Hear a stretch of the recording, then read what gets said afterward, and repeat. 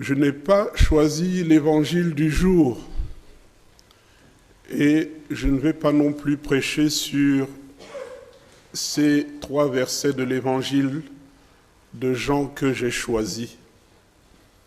Mais je reviendrai plus sur l'épître de Paul aux Corinthiens, ce chapitre 12, les versets 12 à 31 que nous avons lus tout à l'heure, qui nous parle de l'Église comme étant un corps. Et c'est pour ça que j'ai souhaité lire ces versets de la prière sacerdotale du Christ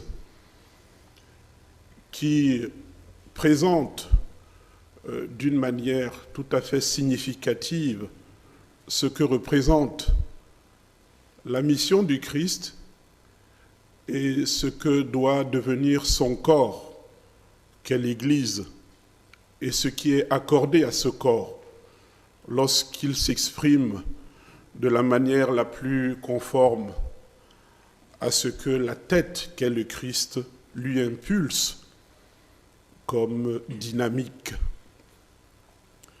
Mes bien-aimés, en parcourant les études des spécialistes, on constate qu'après l'excommunication de Martin Luther en 1520 par le pape Léon X, plus de 20 000 dénominations chrétiennes différentes ont été créées. En 1980, le World Christian Encyclopedia de David A. Barrett, Oxford University Press, a rendu public le nombre d'appellations différentes du christianisme à travers le monde. Sa typologie recense 20 780 dénominations. Les enquêtes assorties de statistiques faites sur ce décompte des dénominations chrétiennes ces 3 dernières décennies montrent qu'il y a plus de 25 000 dénominations chrétiennes non catholiques dans le monde.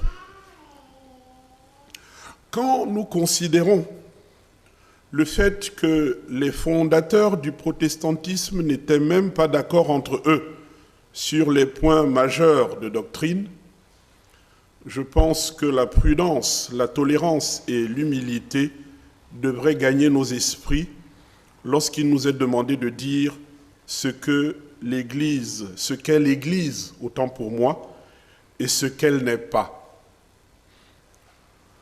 Cette portion de l'épître de Paul aux Corinthiens m'interpelle plus que l'évangile de ce jour. Je voudrais partager avec vous cette interpellation qui me semble fondamentale. Ce texte est porteur d'un message ambivalent sur le vivre ensemble en Église. Il pourrait se prêter à plusieurs usages.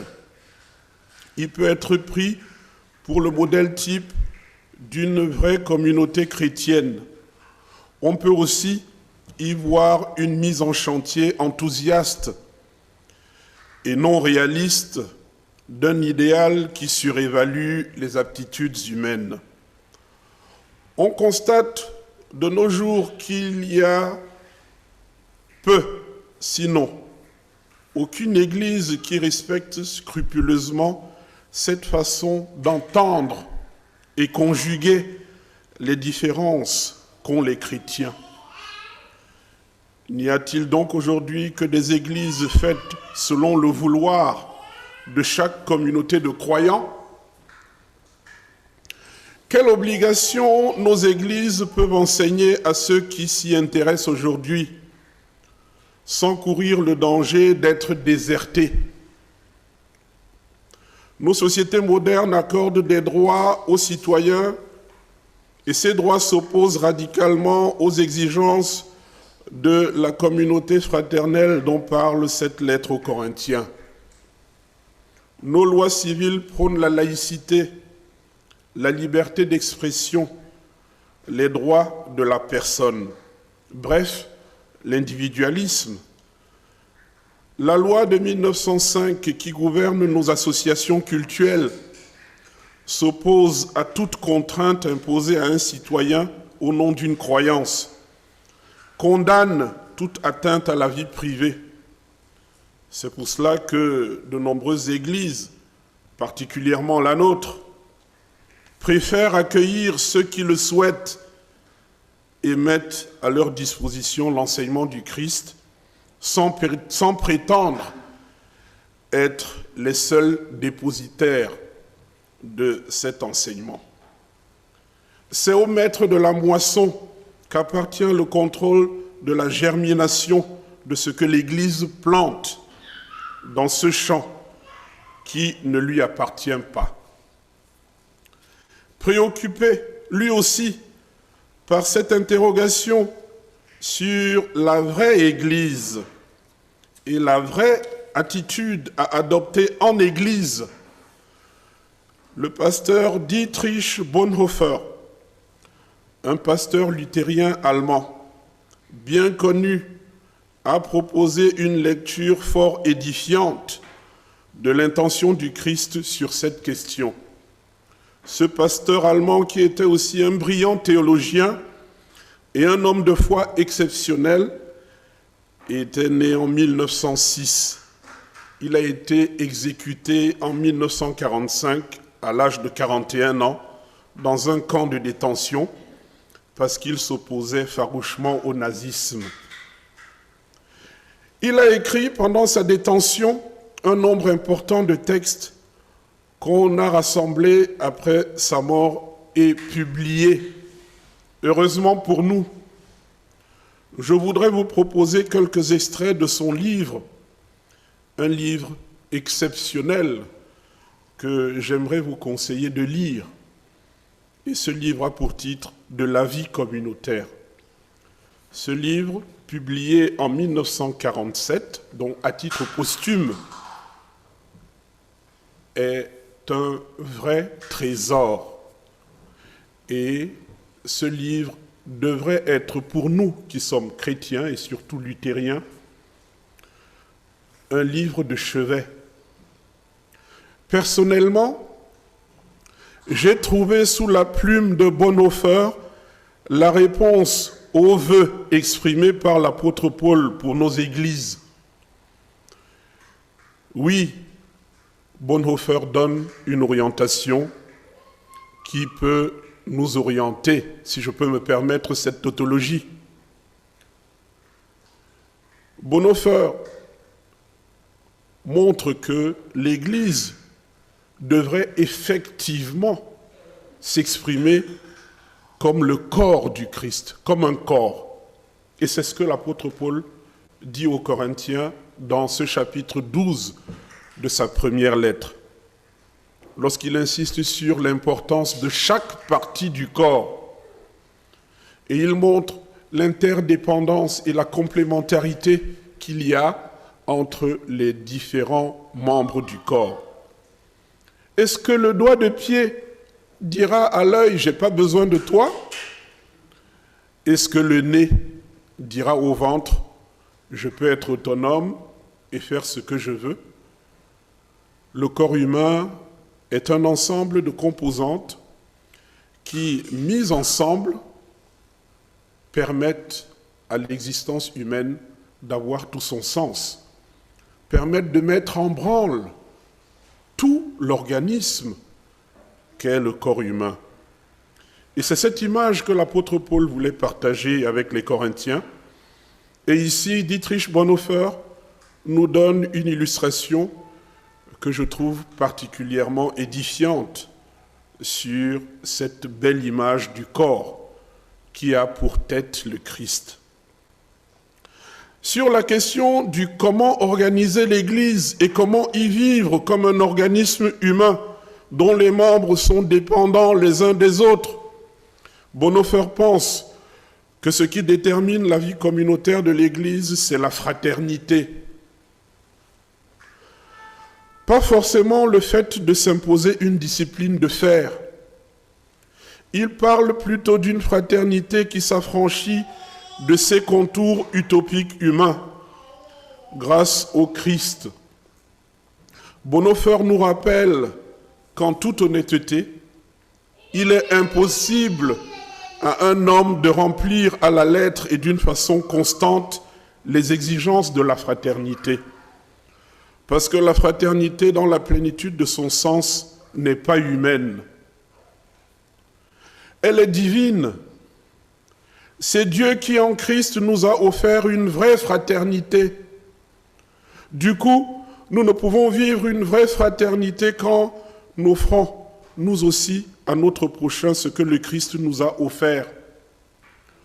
Et pour Dietrich Bonhoeffer, là je vais le citer, le Christ est devenu le médiateur. C'est lui qui a fait la paix. Il nous a réconciliés avec Dieu et avec les hommes. Sans lui, nous ne pourrions ni connaître Dieu, ni l'invoquer, ni aller à lui. Mais sans lui, il nous serait tout aussi impossible de reconnaître les hommes comme nos frères et d'aller vers eux. Notre moi nous barre la route vers Dieu et vers nos frères. Mais cette route barrée, le Christ l'a ouverte. Et puis Bonhoeffer ajoute ceci, comme un charpentier qui enfonce davantage un clou dans une planche.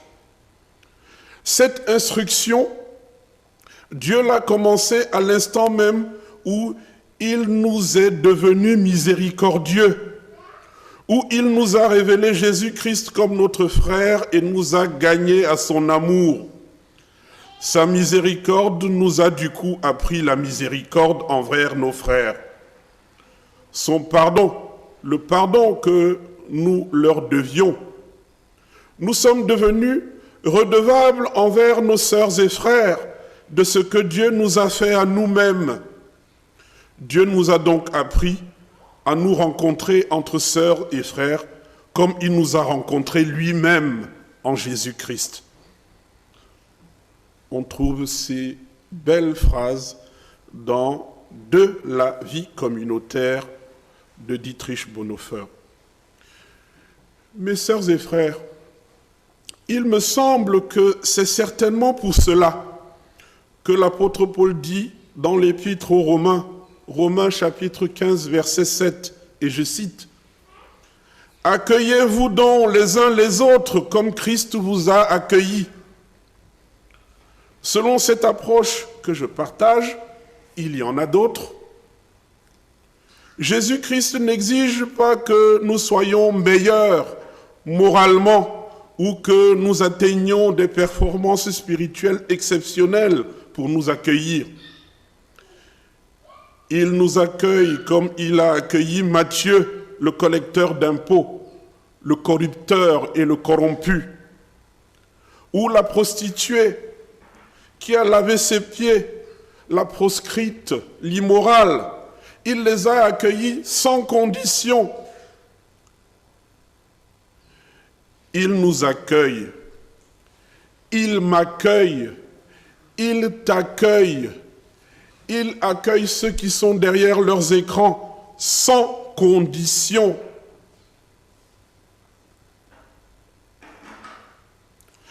Il nous accueille sans plus. Toi qui as des doutes ou te considères comme mal né, il t'accueille. Toi qui n'y crois pas, il t'accueille. C'est dans cet accueil que s'exprime la fraternité chrétienne. C'est dans cette forme d'accueil que le petit doigt de pied que je suis peut regarder le bras que tu es avec un esprit d'accueil. Et Bonhoeffer dit enfin, dans ce beau livre de la communauté, de la vie communautaire, autant pour moi, et là je voudrais chuter ou conclure, lorsque la vie de la communauté est gravement menacée par le péché et l'incompréhension, un frère demeure un frère, une sœur demeure une sœur, même coupable. Je reste placé avec lui sous la parole du Christ et sa faute peut être chaque fois pour moi une nouvelle occasion de remercier Dieu. Dieu qui nous permet à l'un et l'autre de vivre sous sa grâce. L'amour humain, comme l'amitié qui l'accompagne, sont exigeants. L'amour et l'amitié tels que nous les accordons à certaines personnes de notre entour se méritent. On n'est pas l'ami de tout le monde et on n'aime pas tout le monde, nous qui sommes humains. On peut ne plus y avoir droit à cause d'une trahison. Il y a certains amis qui se séparent. Pour ne pas dire que les amis se séparent souvent, et même les grands amours, à cause des trahisons. Mais la fraternité chrétienne perdure, parce qu'elle ne vient pas de nous. Et il y a un terme qui est utilisé dans la Bible, peut-être que je vous invite tous à vous en rappeler et aller peut-être voir le sens dans les lexiques. Je trouve ce terme beau, c'est pour ça que je l'ai utilisé. Il est dit par l'apôtre Paul que la fraternité est longanime. La longanimité, elle est longanime. Bon dimanche, mes sœurs et frères en Christ, dans la fraternité chrétienne. Amen.